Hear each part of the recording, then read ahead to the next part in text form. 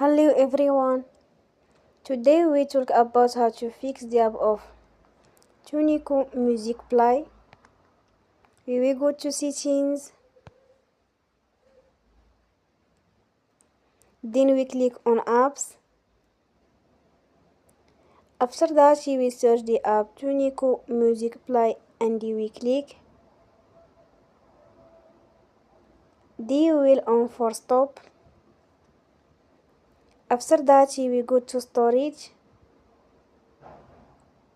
Then we click on clear cache. Here we go to Play Store and you will update your app.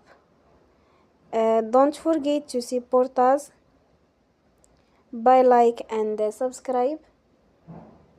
See you next time and thank you for watching.